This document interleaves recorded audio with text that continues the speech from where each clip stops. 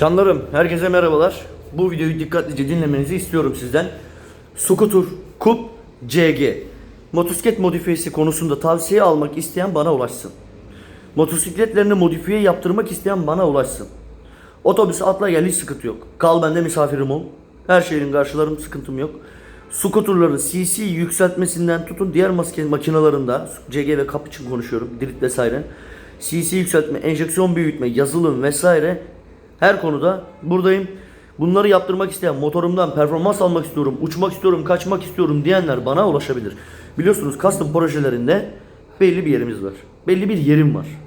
Biliyorsunuz. Sadece scooter için konuşmayayım. Çoğu motosiklette de her zaman makine büyütme işlemine gittim.